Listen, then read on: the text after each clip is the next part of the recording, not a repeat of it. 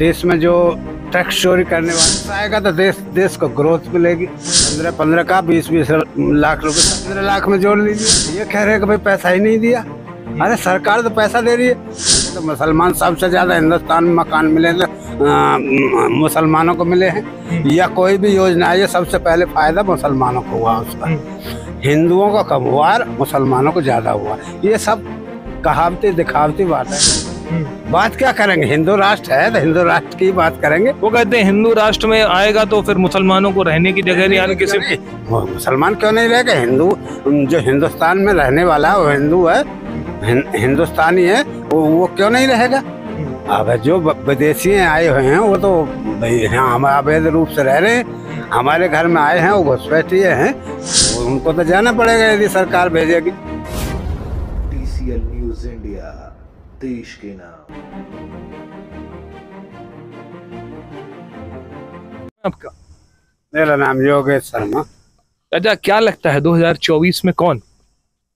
जो भी पक्ष काम करेगा बढ़िया से काम करेगा। जैसे अब मोदी जी ने देश को ग्रोथ दी है और क्राइम पर लगाम लगाई है, और उसके बाद भी जब देश में जो टैक्स चोरी करने वाले हैं उन पर लगाम लगी है। तो जब टैक्स आएगा तो देश को ग्रोथ मिलेगी। विपक्ष कह रहा है कि काला धन का नोटबंदी करी थी, 15 लाख रुपए की बात कही थी, तो ये सब तो कुछ हुआ नहीं, विपक्ष बोलता है। क्यों? 15 का 20 लाख रुपए सरकार दे चुकी है। 6 हजार रुपए जो सरकार किसानों को मिल रहा है, कहाँ से जा रहा है? सरकार खाते से जा रहा है ना।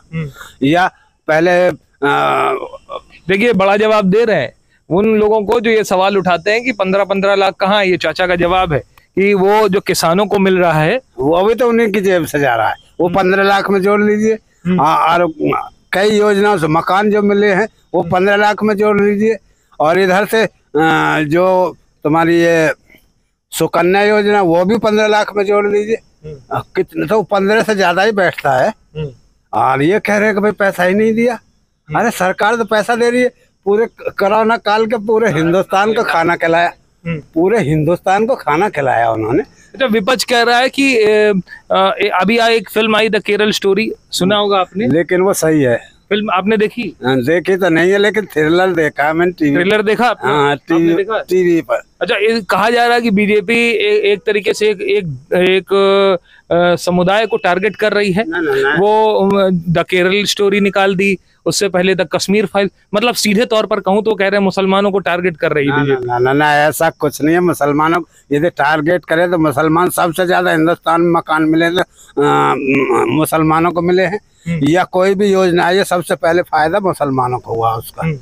हिंदुओं का कम हुआ, मुसलमानों को ज्यादा हुआ। ये सब कहावती दिखावती बातें हैं। कांग्रेस कहती है हिंदू राष्ट्र की बात करते हैं, और हिंदू राष्ट्र की बात में हिंदू राष्ट्र तो है ही। ये बात क्या करेंगे? हिंदू राष्ट्र है तो हिंदू राष्ट्र की बात करेंगे। वो कहते हैं हिंदू राष्ट्र में आएगा तो फिर मुसलमानों को रहने की जगह नहीं, यानी किसी मुसलमान क्यों नहीं रहेगा? हिंदू जो हिंदुस्तान में रहने वाला है वो हिंदू है, हिंदुस्तानी है, वो क्यों नहीं रहेगा? अब जो विदेशी आए हुए हैं वो तो यहाँ हम अवैध रूप से रह रहे हैं, हमारे घर में आए हैं, वो घुसपैठिए हैं, तो उनको तो जाना पड़ेगा यदि सरकार भेजेगी या रखेगी। तो उनका वो बनना चाहिए कि भाई कहाँ का रहने वाला है उसका वो तो होना। आप कह रहे हैं कि जो घुसपैठी है उन पर जांच होनी चाहिए? जांच होनी चाहिए। भाई यहाँ आकर के वही क्राइम कर। CAA NRC आया था, उसका तो बड़ा विरोध हुआ। वो सही था, सही था बिल्कुल। उसका तो तगड़ा विरोध हुआ, शाहीन बाग में आंदोलन चला। वोट बैंक के लिए अब उन्होंने तुष्टिकरण की नीति करनी है तो वो करते रहेंगे। भाई मुसलमानों को वोट मेरे लिए आए, यही तुष्टिकरण है, और क्या है? ये कह रहे हैं, विपक्ष कह रहा है कि जब से मोदी सरकार आई, कभी किसान विरोध पे बैठ गया, कभी फिल्म इंडस्ट्री के लोग। किसान को तो अपने खेत से बाहर जाने का मौका ही नहीं है। वो किसान कहाँ बैठे थे? वो तो सब विपक्ष के ही लोग इकट्ठे 500 रुपए में इकट्ठे कर लिया बैठ के सब। अच्छा, अभी पहलवानों का धरना चल रहा है, सुना आपने? वो कहीं तक सही है। सही है? क्या कहना चाहेंगे? सरकार उस पर गलत? वहाँ कहीं ना कहीं कुछ गड़बड़ झाला है। कोई किसी पे बेवजह आरोप क्यों लगाएगा? उसे क्या लाभ होगा आरोप लगा, जबकि वो हमारा सीनियर है।